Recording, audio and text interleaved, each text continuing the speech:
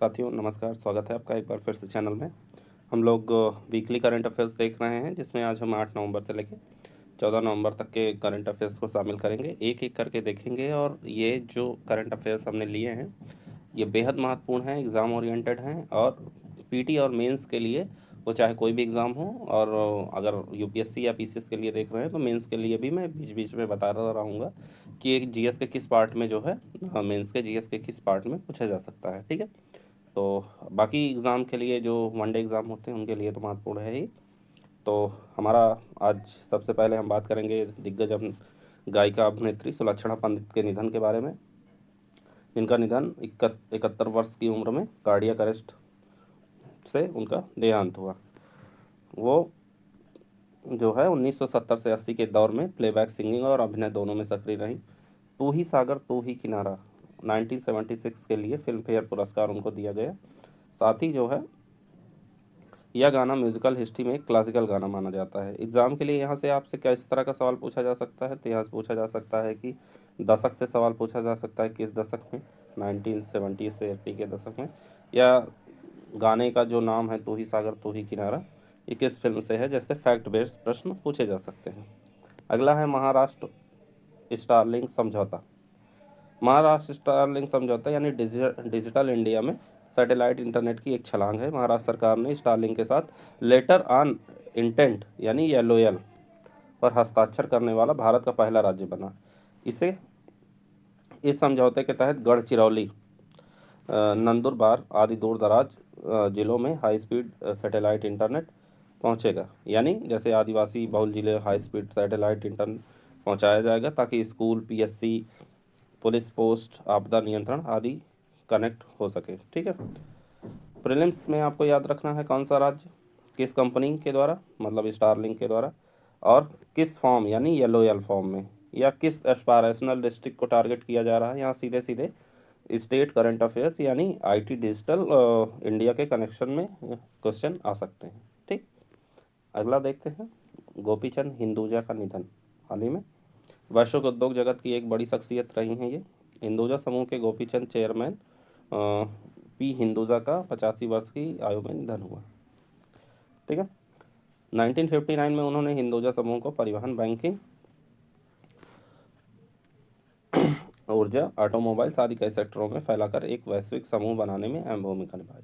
Exam में हिंदुजा समूह से भारतीय मूल के ग्लोबल बिजनेस लीडर के स्टैटिक करंट अफेयर्स मिश्रित प्रश्न बन सकते हैं, जहां नाम पहचानना जरूरी होगा। ठीक है, तो हिंदुजा समूह से संबंधित है। अगला है हमारा QS world university ranking 2026। Bharat के शीर्ष पर कौन कौन सी आईआईटीज़ है, इस पे जो है हमारा करंट अफेयर्स है। क्यूएस वर्ल्ड यूनिवर्सिटी रैंकिंग 2026 में वैश्विक स्तर पर एमआईटी पहले नंबर पे। ठीक है, एमआईटी पहले नंबर पे, इंपीरियल कॉलेज लंदन दूसरे और स्टैफर्ड तीसरे नंबर पे। ठीक है, ये तीनों नाम इंटरनेशनल रैंकिंग के फेवरेट डाटा हैं। और भारत में आईआईटी दिल्ली ने बहुत बड़ा जंप लेते हुए 123वां स्थान हासिल किया। आईआईटी बॉम्बे ने 129वां स्थान और आईआईटी मद्रास ने 180वां स्थान पर शीर्ष पर रहे। ठीक है, एग्ज़ाम के लिए क्यूएस 2026 में भारत का सबसे ऊपर रैंक वाले संस्थान कौन से हैं, या आईआईटी दिल्ली की रैंक कौन सी है, ऐसे सीधे तथ्य पूछे जा सकते हैं। साथ साथ टॉप 3 ग्लोबल यूनिवर्सिटी भी याद रखिए। ठीक है, कौन कौन सी हैं, एमआईटी, इंपीरियल और स्टैनफोर्ड। ठीक, अगला है हमारा current affairs UNEP emission gap report 2025। Report के अनुसार यानी यूएनईपी जिसे कहते हैं संयुक्त राष्ट्र पर्यावरण कार्यक्रम की इमिशन गैप रिपोर्ट 2025 के अनुसार मौजूदा और घोषित एनडीसी के आधार पर सदी के अंत तक तापमान वृद्धि लगभग 2.3 से 2.5 डिग्री सेंटीग्रेड तक पहुंच सकती है। ठीक है, और इस रिपोर्ट यह भी कहती है कि 1.5% लक्ष्य के लिए बने रहने के लिए 2035 तक वैश्विक उत्सर्जन में लगभग 55% उत्सर्जन कटौती आवश्यक होगी। ठीक है, जबकि अभी की नीतियां हमें 2.8 डिग्री सेल्सियस के रास्ते पर ले जा रही है। प्रीलिम्स के लिए दो बात पक्की करिए, इमिशन गैप रिपोर्ट कौन जारी करता है, यूएनईपी, और तापमान अनुमानित रेंज 2.3 डिग्री से 2.5 डिग्री सेंटीग्रेड तथा कटौती लक्ष्य 55% किस वर्ष यानी 2035 तक ये संख्याएं एमसीक्यू में ट्रैप बन सकती हैं। ठीक है, तो याद रखिएगा। अगला है ऑपरेशन वाइट कोल्ड्रॉन यानी डीआरआई द्वारा। ठीक है, डीआरआई की बड़ी ड्रग कार्रवाई है। डीआरआई का फुल फॉर्म होता है डायरेक्टरेट ऑफ रेवेन्यू इंटेलिजेंस, ने गुजरात के वलसाड में सिंथेटिक ड्रग फैक्ट्री पर छापा मारकर एनडीपीएस एक्ट 1985 के तहत बड़ी कार्रवाई की, जिसका नाम ऑपरेशन वाइट कोल्ड्रॉन रखा। ठीक है, एनडीपीएस एक्ट 1985 भारत में नारकोटिक्स, ड्रग और साइकोट्रोपिक सब्सटेंसेस पर नियंत्रण का मुख्य कानून है और ऐसी ऑपरेशन से सिंथेटिक ड्रग की अवैध सप्लाई चेन को तोड़ने की कोशिश की जाती है। यूपीएससी में किस एजेंसी ने ऑपरेशन वाइट कोल्ड्रॉन चलाया, या यूपीसीएस में ऐसा सवाल पूछा जा सकता है। और एनडीपीएस एक्ट के किस उद्देश्य के लिए है, जैसे कॉन्सेप्चुअल या फैक्चुअल सवाल बन सकते हैं। अगला है इंटरनेशनल ग्रीन हाइड्रोजन कॉन्फ्रेंस 2025। ये भारत की हाइड्रोजन लीडरशिप में जो है 11 से 12 नवंबर को भारत मंडपम में आयोजित होने वाली मतलब ये आयोजित हो चुकी है। नेशनल ग्रीन हाइड्रोजन मिशन व वैश्विक सहयोग पर केंद्रित है। ठीक है, और इसका focus national green hydrogen mission, तकनीकी सहयोग, वैल्यू चेन यानी production, storage, transport, end use और वैश्विक साझेदारी पर है, ताकि भारत ग्रीन हाइड्रोजन में ग्लोबल हब बन सके। एग्ज़ाम के लिए पूछा जा सकता है इंटरनेशनल ग्रीन हाइड्रोजन कॉन्फ्रेंस कहाँ हुआ, कब हुआ और किस मंत्रालय द्वारा आयोजित किया गया, तथा ग्रीन हाइड्रोजन मिशन का ब्रॉड लक्ष्य क्या है, यानी एनर्जी ट्रांजिशन नेट जीरो क्या है। ये बहुत ही संभावित प्रश्न है, तो महत्वपूर्ण प्रश्न हो जाता है करंट अफेयर्स हमारे लिए। अगला है India project support program. India project support program क्या है? लो कार्बन निवेश का ये बड़ा प्लेटफॉर्म है। COP 28 के तहत 150 अरब डॉलर का जो है USD निवेश, लगभग 2 लाख नई नौकरियां और करीब 175 मिलियन टन CO2 की कमी का लक्ष्य रखा गया है। ठीक, इसमें 65 लो कार्बन परियोजनाएं शामिल की गई हैं, जिनका उद्देश्य उद्योग, ऊर्जा, ट्रांसपोर्ट इत्यादि क्षेत्रों में ग्रीन ट्रांजिशन को तेज करना है। मेंस के लिए क्लाइमेट फाइनेंस आंसर में आप इस प्रोग्राम को एक इंडियन केस स्टडी के तहत कोट कर सकते हैं, domestic project pipeline plus international finance के रूप में। ठीक है,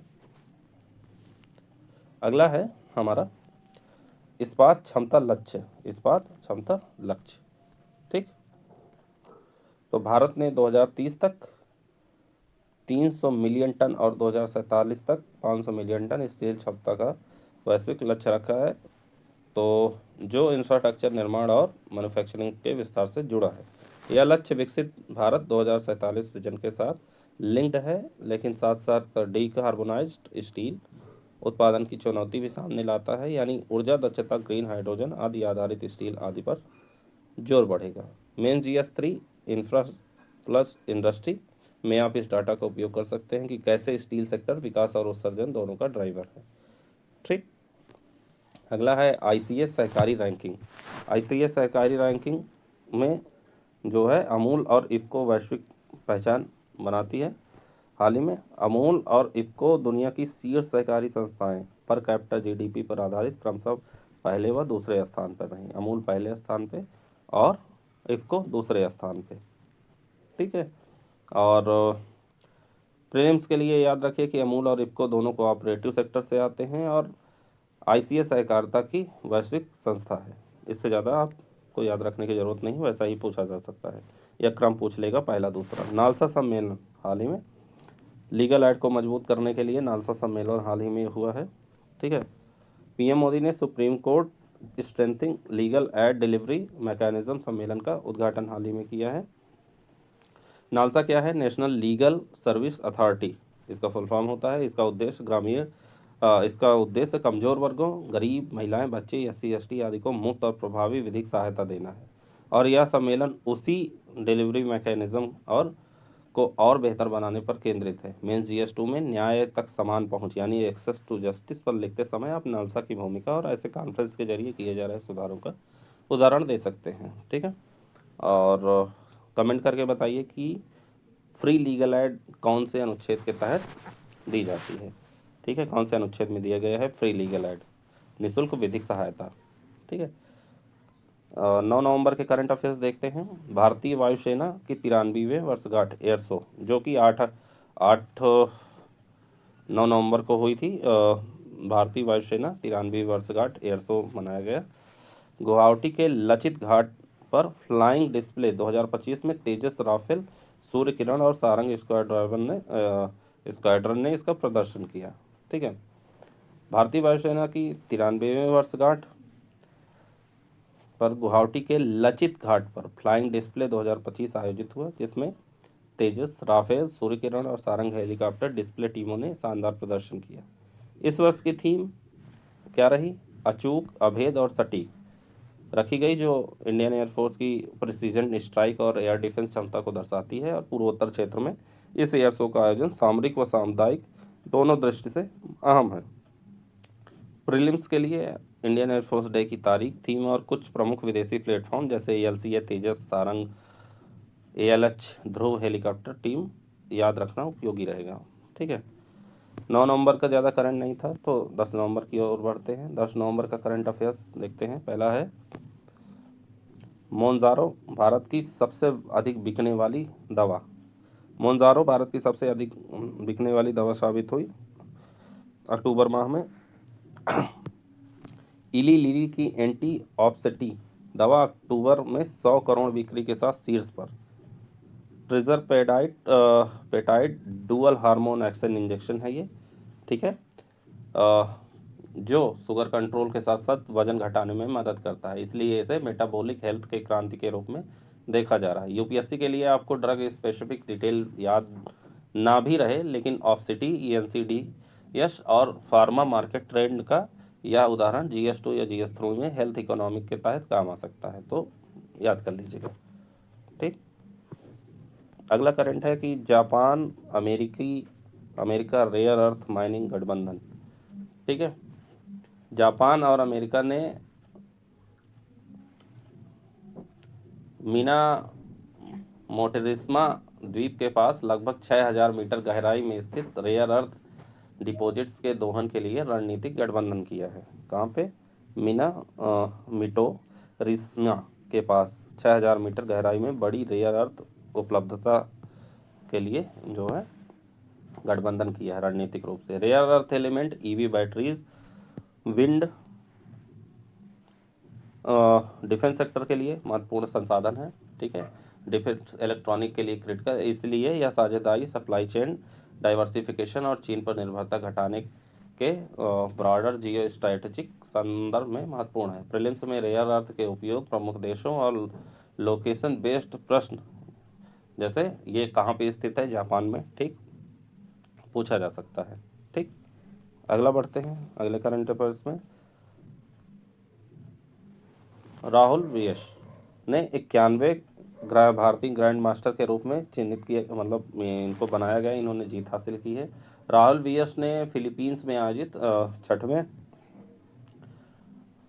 एशियन इंडिविजुअल चेस चैंपियनशिप जीतकर ग्रैंड मास्टर नॉर्म पुरी की और भारत के 91वें ग्रैंड मास्टर बने। भारत में चेस का उभार विश्वनाथन आनंद से लेकर प्रज्ञानंदा गुकेश और अब नए जो है ये जो बने हैं Rahul VS। Sport current affairs का महत्वपूर्ण हिस्सा बन चुका है। एग्जाम में कौन सा खिलाड़ी कौन से खेल से संबंधित है टाइप प्रश्न अक्सर पूछे जाते हैं, इसलिए नाम प्लस गेम लिंक की प्रैक्टिस रख के जाइए। ठीक। अगला है गुवाहाटी शाहजीवन प्रोजेक्ट। गुवाहाटी शाहजीवन प्रोजेक्ट के बारे में है। यह सहजीवन प्रोजेक्ट गुवाहाटी में स्ट्रे डॉग यानी जो आवारा कुत्ते होते हैं उनके मानवीय प्रबंधन के लिए शुरू की गई पहल है, जिसमें टीकाकरण, नसबंदी, आश्रय व पुनर्वास की व्यवस्था शामिल है। इसका उद्देश्य मानव पशु संघर्ष को कम करना, रेबीज जैसी बीमारियों पर नियंत्रण और पशु कल्याण यानी एनिमल वेलफेयर को बढ़ावा देना है। लोक सेवा परीक्षाओं के मेंस में अर्बन गवर्नेंस, पब्लिक हेल्थ और एनिमल वेलफेयर के केस स्टडी के तौर पर इस मॉडल का जिक्र किया जा सकता है। ठीक, याद रखिए। अगला है कर्नाटका मेंस्ट्रुअल लीव पॉलिसी। यह देश का पहला राज्य जिसने सरकारी व निजी दोनों क्षेत्रों में प्रति एक माह दिन सवेतन मासिक धर्म अवकाश लागू किया। यानी कर्नाटक देश का ऐसा पहला राज्य बन गया है जिसने सरकारी के साथ साथ निजी क्षेत्र की महिलाओं के लिए भी प्रति माह 1 दिन सवेतन मासिक धर्म अवकाश अनिवार्य किया है। नीति के अनुसार 18 से 52 वर्ष की सभी महिला कर्मचारियों, चाहे वो परमानेंट हो, चाहे वो कॉन्ट्रैक्टुअल हो, चाहे आउटसोर्स हो, को साल में 12 दिन पेड मेंस्ट्रुअल लीव मिलेगी और इसके लिए किसी मेडिकल सर्टिफिकेट की आवश्यकता नहीं होगी। मेंस GS2 यानी वीमेन सेंट्रिक लेबर रिफॉर्म में यह एक शानदार कंटेम्पररी एग्जाम्पल है, जबकि प्रीलिम्स में सबसे पहले मेंस्ट्रुअल लीव पॉलिसी किस राज्य ने लागू की पूछा जा सकता है। ठीक, अगला है स्वच्छता अभियान कबाड़ नीलामी नाम का। कबाड़ नीलामी से राजस्व और स्पेस दोनों। केंद्र सरकार ने कबाड़ से कंचन अभियान के तहत अनुपयोगी सामान की नीलामी से 800 करोड़ से अधिक का राजस्व अर्जित किया है और लगभग 332 लाख स्क्वायर फीट सरकारी ऑफिस स्पेस खाली किया है। यह सिर्फ सफाई ही नहीं बल्कि एसेट ऑप्टिमाइजेशन और गुड गवर्नेंस का भी उदाहरण है, जहां डेड एसेट्स को बेचकर फंड और स्पेस दोनों मुक्त किए जाते हैं। इस डेटा को आप मेंस में स्वच्छ भारत प्लस प्रशासनिक सुधारों के उत्तर में जोड़ सकते हैं। ठीक, अगला है मित्र शक्ति 2025। मित्र शक्ति 2025 क्या है? ये एक अभ्यास है, भारत श्रीलंका संयुक्त सैन्य अभ्यास।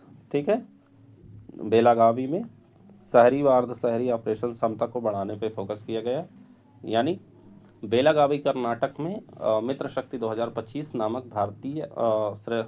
भारत श्रीलंका संयुक्त सैन्य अभ्यास आयोजित किया गया, जिसका फोकस शहरी और अर्ध शहरी यानी काउंटर इंसर्जेंसी व काउंटर टेरर ऑपरेशन पर है। यह अभ्यास दोनों देशों के बीच interoperability, best practice sharing और क्षेत्रीय सुरक्षा सहयोग, रीजनल सिक्योरिटी कोऑपरेशन को मजबूत करता है। प्रीलिम्स में अक्सर पूछा जाता है मित्र शक्ति किन देशों के बीच या कौन सा स्थान, तो इसे इंडो श्रीलंका आर्मी एक्सरसाइज के रूप में याद रखें। ठीक, अगला है Ramon Magsaysay award Educate Girls. Ramon Magsaysay award Educate Girls Asia Nobel कहलाने वाला रायमन मैग्सेसे अवार्ड 2025 भारत की NGO foundation to educate girls globally Educate Girls को मिला। किसको मिला? एजुकेट गर्ल्स को मिला। एजुकेट गर्ल्स नाम का एक एनजीओ है जिसे foundation to educate girls globally Educate Girls को मिला, जो इस अवार्ड को पाने वाला पहला भारतीय संगठन बना, यानी पहला एनजीओ बना। यह संस्था राजस्थान से शुरू होकर अब हजारों गाँव में आउट ऑफ स्कूल लड़कियों का नामांकन, रिटेंशन और लर्निंग आउटकम्स पर काम कर रही है और अब तक लगभग 20 लाख से अधिक लड़कियों को स्कूल से जोड़ा है।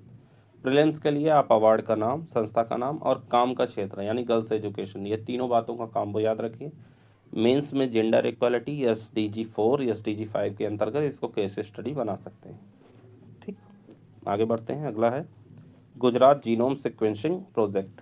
Gujarat genome sequencing project genome India initiative के तहत GBRC द्वारा संचालित गुजरात यह परियोजना शुरू करने वाला पहला राज्य बना है। यानी जीनोम इंडिया इनिशिएटिव के हिस्से के रूप में गुजरात ने गुजरात जीनोम सिक्वेंसिंग प्रोजेक्ट शुरू किया है और ऐसा करने वाला यह पहला राज्य बना है। इसका उद्देश्य राज्य के विविध समुदायों को जीनोमिक डेटा एकत्र कर पर्सनलाइज्ड मेडिसिन, डिसीज मैपिंग और पब्लिक हेल्थ प्लानिंग को मजबूत करना है।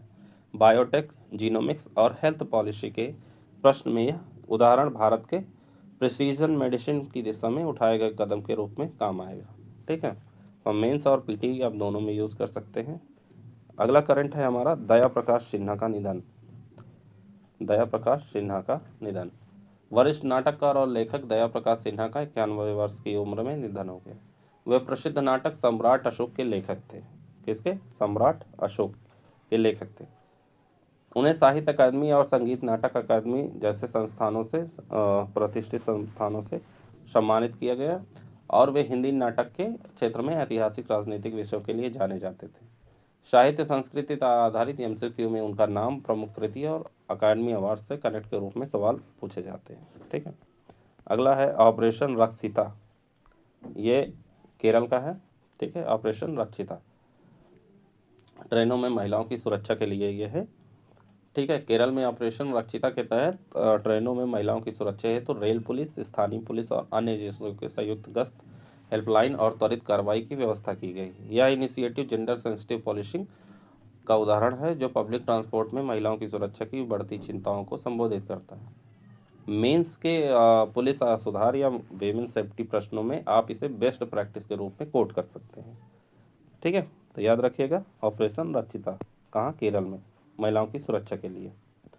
अगला है SBI $100 billion market cap club में शामिल किया हुआ है। State bank of India $100 Arab USD से अधिक मार्केट कैप हासिल करने वाली भारत की छठी कंपनी बन गई। Reliance, HDFC bank, Airtel, TCS और आईसीआईसीआई बैंक के बाद। तो ये पूछा जा सकता है। ठीक है, यह पब्लिक सेक्टर बैंकिंग की मजबूती और भारत के फाइनेंशियल सेक्टर के विस्तार का संकेत है। प्रीलिम्स में $100 बिलियन मार्केट कैप क्लब की सूची पूछा जा सकता है, या एसबीआई के इस क्रम में जुड़ा है, ये प्रश्न आ सकता है। अगला है चीन का फुजियान विमान वाहक पोत, चर्चा में रहा। यह है क्या?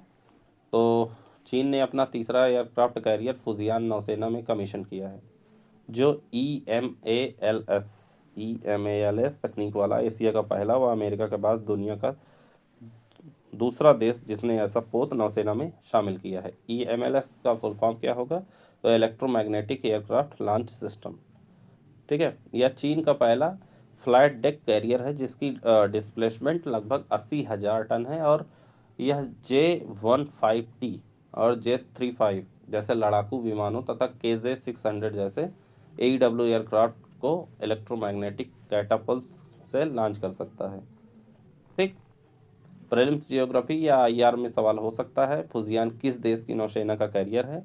EMALS तकनीक क्या करती है? और इसे इंडो पैसिफिक पावर बैलेंस के संदर्भ में से जोड़ा जा सकता है। अब 11 और 12 नवंबर के करंट अफेयर्स एक साथ देख लेते हैं। नेशनल एजुकेशन डे, मौलाना आज़ाद की जयंती, यूजीसी, आईआईटी, आईएएस, AICTE जैसी संस्थाओं की स्थापना में उनका योगदान याद किया जाता है। यानी 11 नवंबर को नेशनल एजुकेशन डे मनाया जाता है, जो स्वतंत्र भारत के पहले शिक्षा मंत्री मौलाना अबुल कलाम आज़ाद की जयंती को समर्पित है। आज़ाद ने यूजीसी, आईआईटी, IISC, AICTE जैसी संस्थाओं की स्थापना और आधुनिक उच्च शिक्षा ढांचा तैयार करने में निर्णायक भूमिका निभाई। इसलिए इस दिन इन संस्थाओं के योगदान को विशेष रूप से याद किया जाता है। अगला करंट अफेयर्स देखते हैं। HSL मिनी रत्न, HSL को मिनी रत्न कैटेगरी 1 का दर्जा दिया गया है। HSL यानी हिंदुस्तान शिपयार्ड लिमिटेड को मिनी रत्न कैटेगरी 1 का दर्जा दिया गया है, जिससे उसे अतिरिक्त वित्तीय और प्रशासनिक सहायता मिलती है। HSL रक्षा जहाज निर्माण में एक प्रमुख PSU है और मिनी रत्न स्टेटस में यह तेजी से निवेश और आधुनिकीकरण और प्रोजेक्ट एग्जीक्यूशन कर सकेगा। ठीक, अगला है गेल के नए CMD। तो गेल के नए CMD किसे बनाया गया है? दीपक गुप्ता को नया CMD नियुक्त किया गया है। पहले डायरेक्टर प्रोजेक्ट थे ये। ठीक है, यानी गेल इंडिया लिमिटेड के नए CMD के रूप में दीपक गुप्ता की नियुक्ति हुई, जो डायरेक्टर प्रोजेक्ट थे। गेल भारत की सबसे बड़ी मार्केटिंग और पाइपलाइन कंपनी है। लीडरशिप चेंज एनर्जी सेक्टर की लॉन्ग टर्म प्लानिंग और गैस आधारित अर्थव्यवस्था के संदर्भ में महत्वपूर्ण होता है। ठीक है, अगला है tropical forest forever facility, TFFF, tropical forest forever facility. ठीक है, भारत को ट्रॉपिकल फॉरेस्ट फॉरएवर फैसिलिटी में ऑब्जर्वर मेंबर का दर्जा दिया गया है, जिसका उद्देश्य उष्णकटिबंधीय वनों के संरक्षण के लिए प्रति हेक्टेयर आधारित वित्तीय सहायता मॉडल तैयार करना है। यह फॉरेस्ट फाइनेंस का नया प्रयोग है, जिसमें कंट्रीज को उनके कंजर्व्ड ट्रॉपिकल फॉरेस्ट के रूप में नियमित भुगतान मिल सकता है। REDD+ जैसे मॉडल के समान लेकिन सरल अप्रोच के साथ। ठीक, अगला है national urban conclave. National urban conclave ये जो है सस्टेनेबल अर्बन डेवलपमेंट पर फोकस नई दिल्ली में नेशनल अर्बन कन्क्लेव आयोजित हुआ, जिसकी theme sustainable urban development and good governance रही, और 2500 से अधिक विशेषज्ञों ने इसमें भाग लिया। यहाँ urban planning, climate resilient infrastructure, smart governance और सिटीजन पार्टिसिपेशन जैसे मुद्दों पर चर्चा हुई, जो भारत के तेजी से अर्बनाइजिंग परिदृश्य से सीधे जुड़े हैं। ठीक, आगे बढ़ते हैं। मालाबार नवल एक्सरसाइज, मालाबार नवल एक्सरसाइज चर्चा में रही। तो ये क्वाड देशों की भागीदारी है जिसमें मालाबार अभ्यास का यह संस्करण गौम के पास आयोजित हुआ। कहाँ? गौम, जिसमें क्वाड देश भारत, अमेरिका, जापान और ऑस्ट्रेलिया शामिल रहे। आईएनएस सह्याद्री ने एंटी सब मरीन वारफेयर एएसडब्ल्यू और एयर डिफेंस अभ्यासों में हिस्सा ली जो Indo Pacific maritime security architecture को और मजबूत करते हैं। ठीक, आगे बढ़ते हैं अगले करंट में। IITF 2025 ये अंतर्राष्ट्रीय मेला है। ठीक है, और इसमें मेले का यह 44वां संस्करण है अंतर्राष्ट्रीय मेले का। 14 से 27 नवंबर तक प्रगति मैदान नई दिल्ली में India international trade fair IITF, India international trade fair 2025 का 44वां संस्करण आयोजित हुआ जिसमें इसकी थीम एक भारत श्रेष्ठ भारत है। इस बार पार्टनर स्टेट के रूप में उत्तर प्रदेश, बिहार, महाराष्ट्र और राजस्थान शामिल हैं जो अपने अपने उत्पाद, निवेश और ODOP या हस्तशिल्प को प्रदर्शित करेंगे। ठीक है, तो पार्टनर स्टेट पूछा जा सकता है कौन कौन से? यूपी, बिहार, महाराष्ट्र और राजस्थान। ठीक, आगे बढ़ते हैं। Salman Rushdie Dayton peace prize, Salman Rushdie Dayton peace prize lifetime achievement किसे दिया गया है? तो अभिव्यक्ति स्वतंत्रता व साहित्यिक योगदान की श्रेणी के लिए लाइफ टाइम अचीवमेंट श्रेणी का सलमान रुश्दी को जो है दिया गया है। यह सम्मान उनकी साहित्यिक उत्कृष्टता और शांति, स्वतंत्र अभिव्यक्ति व मानवाधिकार के पक्ष में लेखन को मान्यता देता है, विशेष रूप से उस हमले के बाद जब 3 साल पहले उन्हें न्यूयॉर्क में स्टेज पर चाकू मारा गया था। ठीक, आगे बढ़ते हैं।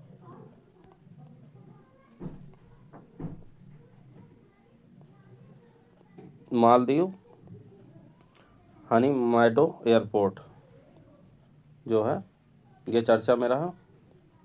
मालदीव में हनी मधु एयरपोर्ट का विकास भारत की लाइन ऑफ क्रेडिट्स की सहायता से किया जा रहा है जिससे उत्तरी द्वीपों में पर्यटन और कनेक्टिविटी को बढ़ावा मिलेगा। यह project India Maldives development partnership का हिस्सा है और हमारे नेबरहुड फर्स्ट और सागर विजन के अनुरूप है। ठीक है, तो इसको याद रखिएगा। महत्वपूर्ण करंट अफेयर्स है। COP30 बेलेम में हुआ, यानी ब्राज़ील में है ये जगह, बेलेम। ठीक, तो UN क्लाइमेट कॉन्फ्रेंस 10 से 21 नवंबर 1.5 डिग्री सेंटीग्रेड का लक्ष्य NDC 2035 वो फाइनेंस मुख्य एजेंडा। अब इसके बारे में थोड़ा जान लीजिए कि COP30 है क्या। तो 10 से 21 नवंबर को बेलेम ब्राज़ील में UNFCCC COP30 आयोजित होगा।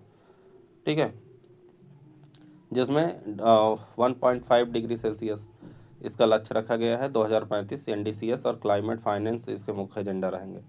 अमेजन रेन फॉरेस्ट के निकट बेलेम में COP आयोजित होना सिम्बायोटिकली जो है भी महत्वपूर्ण है क्योंकि tropical forest global carbon sink में बड़ी भूमिका निभाते हैं। ठीक, अगला है सम्राट राणा गोल्ड विश्व रिकॉर्ड। सम्राट राणा ने विश्व रिकॉर्ड बनाया है गोल्ड जीतकर। ठीक है, तो सम्राट राणा गोल्ड ने 10 मीटर एयर पिस्टल इवेंट में 243.7 स्कोर बनाकर विश्व रिकॉर्ड बनाया है। ठीक है, और 5वें भारतीय विश्व चैंपियन बने हैं ये।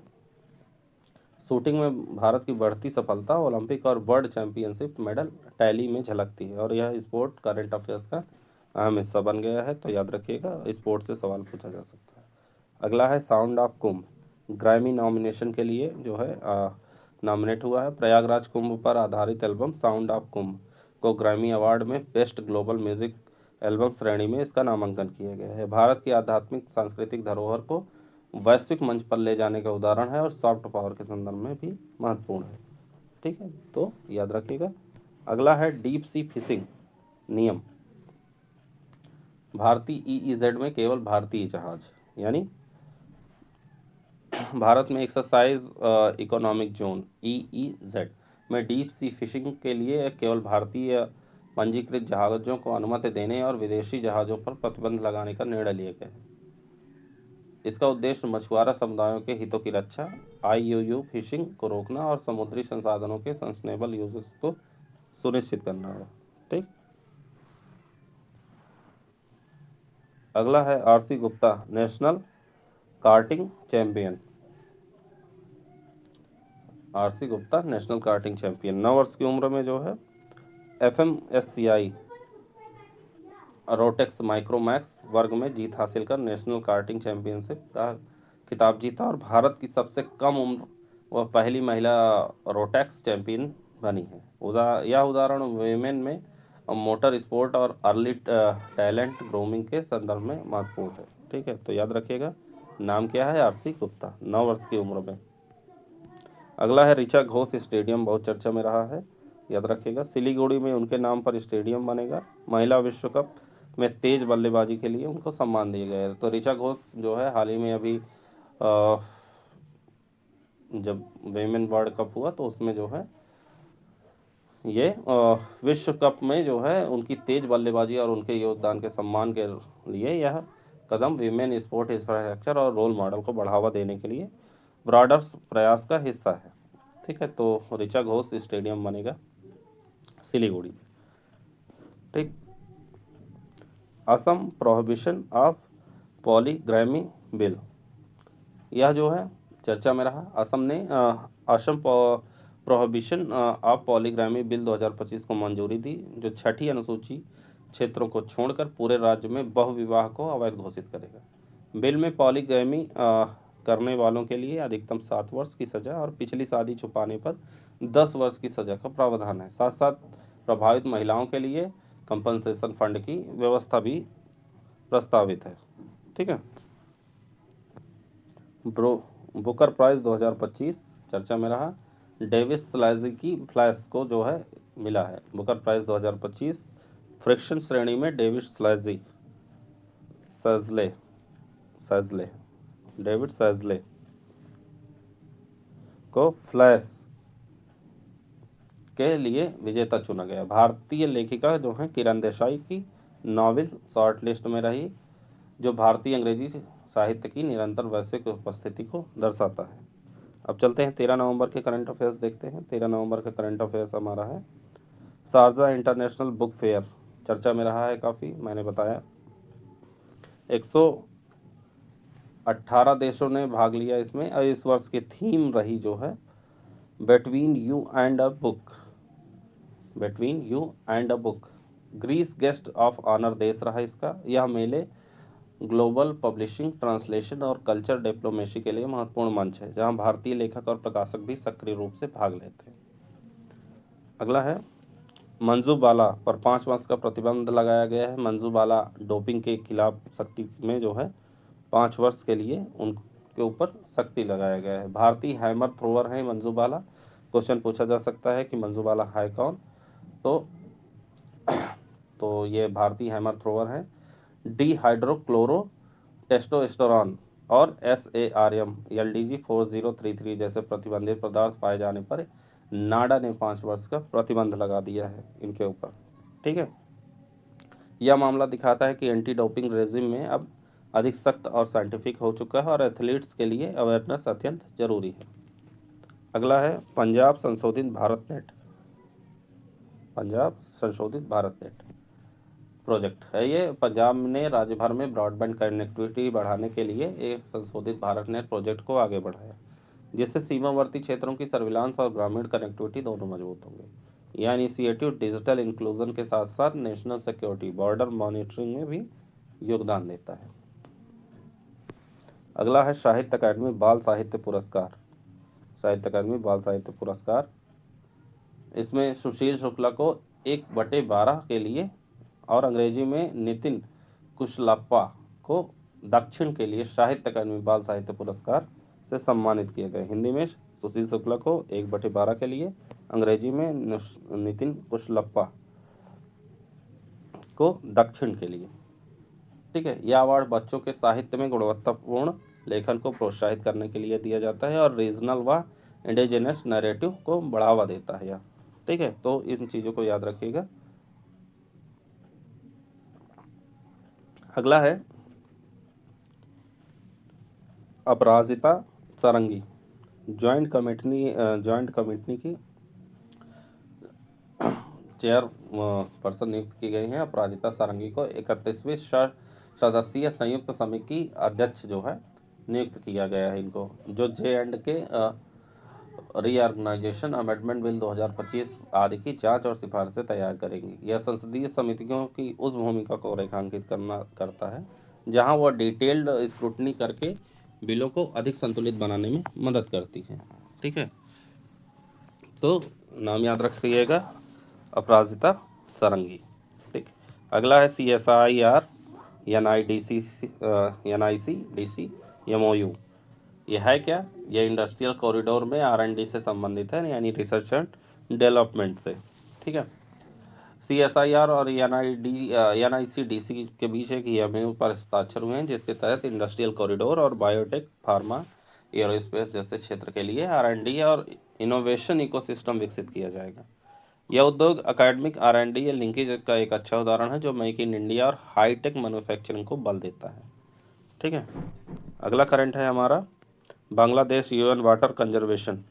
ठीक, बांग्लादेश UN वाटर कंजर्वेशन दक्षिण एशिया का पहला सदस्य बना है। बांग्लादेश UN वाटर कंजर्वेशन यानी UNECE वाटर कंजर्वेशन का सदस्य बनने वाला दक्षिण एशिया का पहला देश बन गया है बांग्लादेश। इसे गंगा, ब्रह्मपुत्र, मेघना जैसे ट्रांस बाउंड्री रिवर बेसिन में सहयोग, डेटा शेयरिंग और जल प्रबंधन बेहतर होने की उम्मीद है। ठीक, अगला है सहकार डिजिटल पे लोन। सहकार डिजिटल पे लोन, पे या लोन, सहकारी बैंकों के लिए फिनटेक समाधान। सहकार डिजिटल पे और सहकार डिजिटल लोन ऐप लॉन्च किए गए हैं जो अर्बन कोऑपरेटिव बैंक के लिए पूर्ण डिजिटल भुगतान को और लोन प्रक्रिया को सक्षम करेंगे। इससे कोऑपरेटिव बैंकिंग सेक्टर में डिजिटल ट्रांसफॉर्मेशन, ट्रांसपेरेंसी और फाइनेंशियल इंक्लूजन को बल मिलेगा। ठीक, अगले करंट की तरफ हम लोग बढ़ते हैं। अगला है शाइखा नशार AI नाविश। ठीक है, इसके बारे में थोड़ा जान लेते हैं। ये हैं Sheikha Nasser AI Nowais union tourism की जो है 50 साल की इतिहास में पहली सेक्रेटरी जनरल बनी है। यह ग्लोबल टूरिज्म गवर्नेंस में जेंडर रिप्रेजेंटेशन के लिए एक मील का पत्थर है, तो नाम याद रखिएगा, शेखा नसीर। अगला है जल संरक्षण जल भागीदारी अवार्ड। जल संरक्षण जल भागीदारी अवार्ड, भागीदारी से जल संरक्षण और जन भागीदारी अवार्ड में शीर्ष राज्य के रूप में तेलंगाना, छत्तीसगढ़ और राजस्थान को सम्मानित किए गए, जबकि नगर निगम श्रेणी में रायपुर, हैदराबाद, गोरखपुर को पुरस्कार मिले हैं। यह award community driven water conservation, rain water harvesting और पार्टिसिपेटरी गवर्नेंस मॉडल को प्रोत्साहित करते हैं। ठीक, याद रखिएगा। अगला है 14 नवंबर के करंट को हम लोग देख लेते हैं। भारत श्रीलंका संस्कृत महोत्सव। भारत श्रीलंका संस्कृत महोत्सव यह कोलंबो में आयोजित किया गया। कोलंबो में भारत श्रीलंका द्वारा संयुक्त रूप से आयोजित किया गया सप्ताह भर सांस्कृतिक कार्यक्रम चला। ठीक है, जो एक सप्ताह तक चलने वाला सांस्कृतिक कार्यक्रम है। इससे संस्कृत अध्ययन, पौराणिक दार्शनिक ग्रंथों और साझा सभ्यगत विरासत पर द्विपक्षीय सहयोग को मजबूत करता है। अगला करंट है credit guarantee scheme for exporter. Credit guarantee scheme for exporter यह है national credit guarantee trustee company NCGTC ने एक नई क्रेडिट गारंटी स्कीम लॉन्च की है जिसके तहत MSME एक्सपोर्टर को 20,000 करोड़ तक कोलेटरल फ्री यानी क्रेडिट फ्री पर 100% गारंटी मिलेगी। इससे छोटे मंझोले निर्यातकों को वर्किंग कैपिटल और ट्रेड फाइनेंस तक आसान पहुंच मिलेगी जो एक्सपोर्ट LED ग्रोथ में मददगार होगी। ठीक, अगला है शेफाली वर्मा का करंट है। तो शेफाली वर्मा का नाम जानते ही होंगे, ये क्रिकेटर हैं जो है भारतीय क्रिकेटर शेफाली वर्मा को हरियाणा महिला आयोग के ब्रांड एम्बेसडर नियुक्त किया गया है हाल ही में। ठीक है, तो हरियाणा वुमेन कमिश्नर की ब्रांड एम्बेसडर किसको? शेफाली वर्मा को। और महिला विश्व कप में उनके प्रदर्शन के लिए 1.5 करोड़ का सम्मान भी दिया गया। यह कदम बेटियों के लिए रोल मॉडल बनाने और गर्ल्स पार्टिसिपेशन इन स्पोर्ट व एजुकेशन बढ़ावा देने की इस समय महत्वपूर्ण कदम है। आप मीन्स में इसका प्रयोग कर सकते हैं। पलक मुच्छल गिनीज रिकॉर्ड बनाया है पलक मुच्छल ने। अब क्या रिकॉर्ड है देख लेते हैं। गायिका पलक मुच्छल को 38,000 से अधिक बच्चों की हार्ट सर्जरी का खर्च उठाने के लिए गिनीज वर्ल्ड रिकॉर्ड से सम्मानित किया गया है। यह फिलान्थ्रोपी और सेलिब्रिटी सोशल रिस्पॉन्सिबिलिटी का बेहतरीन उदाहरण है जो समाज सेवा आधारित प्रश्नों में क्वाटेट किया जा सकता है। ठीक, अगला करंट है ICC player of the month October 2025। ठीक, इसमें पुरुष वर्ग में साउथ अफ्रीका के ऑलराउंडर सेनरान मैथ्यूस में और महिला वर्ग में लॉरा वॉलरैट को ICC player of the month October 2025 को चुना गया। दोनों ने भारत के खिलाफ सीरीज में शानदार प्रदर्शन किया। स्पोर्ट करंट अफेयर्स में ऐसे मासिक अवार्ड से फैक्चुअल प्रश्न बनते हैं, खासकर यदि भारत के विरुद्ध खेला गया हो। ठीक, अगला है quantum diamond microscope. Quantum diamond microscope IIT Bombay की उपलब्धि है। आईआईटी बॉम्बे ने एनवी सेंटर आधारित भारत का पहला क्वांटम डायमंड माइक्रोस्कोप यानी QDM विकसित किया है। यह तकनीकी extremely weak magnetic field detect कर सकती है और न्यूरोसाइंस, सेमीकंडक्टर कैरेक्टराइजेशन तथा क्वांटम सेंसिंग में गेम चेंज मानी जा रही है। ठीक, अगला है कंचला कावले रेड्डी। 17 वर्षीय भारतीय छात्रा है ये कंचला कावले रेड्डी को टाइटन्स स्पेस इंडस्ट्री यूएसए की है ये के एस्ट्रोनॉट ट्रेनिंग प्रोग्राम 2026 से 2029 के लिए चयनित किया गया है। यह प्राइवेट सेक्टर की स्पेस ट्रेनिंग और भारतीय युवाओं की ग्लोबल स्पेस भागीदारी इकोसिस्टम में बढ़ती भागीदारी का उदाहरण है। ठीक, आगे बढ़ते हैं अगले करंट की तरफ। अनिका दुबे चर्चा में रही हैं। अनिका दुबे हैं कौन? तो अनिका दुबे सबसे कम उम्र की under 19 junior national squash championship जो है जीत हासिल की। तो अनिका दुबे ने under 19 junior national squash championship जीतकर सबसे कम उम्र की चैंपियन बनने का गौरव हासिल किया। यह रैकेट स्पोर्ट में भारत की नई पीढ़ी की उपस्थिति को दर्शाता है। अगला है पराग जैन, बहुत चर्चा में रहे हैं पराग जैन हेमकर। तो पराग जैन हैं राज चीफ को अतिरिक्त सेक्रेटरी यानी सिक्योरिटी की जिम्मेदारी देने के लिए पराग जैन को जिम्मेदारी सौंपी गई है जो कैबिनेट सेक्रेटरी के अंतर्गत एक महत्वपूर्ण पद है। ठीक, अगला है ओपन एआई भारत का कार्यालय। ओपन एआई ने नई दिल्ली के वर्ल्ड ट्रेड सेंटर में 50 सीटर ऑफिस के साथ भारत में अपनी आधिकारिक प्रवेश किया है। इसे एआई रिसर्चर, एंटरप्राइज सॉल्यूशन और सरकार स्टार्टअप के साथ सहयोग के नए अवसर खुलेंगे। ठीक, आगे बढ़ते हैं गूगल पर प्राइवेसी मुकदमा। गूगल पर प्राइवेसी मुकदमा यह ऐसा पहला मुकदमा है, तो याद रखिएगा। तो यह है क्या? तो ये कैलिफोर्निया में गूगल के खिलाफ एक प्राइवेसी मुकदमा दायर किया गया है जिसमें आरोप है कि जेमिनी एआई यूज़र कंजर्वेशन को उचित सहमति के बिना रिकॉर्ड और स्टोर कर रहा था। यह मामला एआई एथिक्स, डाटा प्रोटेक्शन और कंसेंट बेस्ड डाटा प्रोसेसिंग के ग्लोबल डिबेट्स को और तेज करेगा। आगे बढ़ते हैं, अगला है कोवलम बीच ब्लू फ्लैग का प्रमाणन मिला है कोवलम बीच को। तो लगातार 5वीं बार ब्लू फ्लैग केरल का कोवलम बीच लगातार 5वीं बार ब्लू फ्लैग सर्टिफिकेशन प्राप्त करने में शामिल रहा। ब्लू फ्लैग एक अंतर्राष्ट्रीय इको लेबल है जो समुद्र तटों की water quality, safety, environmental management और सर्विस के उच्च मानकों को दर्शाता है। ठीक, आज का हमारा आखिरी करंट है 416 वर्ष पुराना ग्रेप प्लांट के बारे में, काफ़ी पुराना है। तो यह जो है जो अंगूर का पौधा है यह तिब्बत के जुबोवा गांव में 416 वर्ष पुराना जंगली अंगूर का पौधा है जिसकी ऊंचाई लगभग 26 फीट है।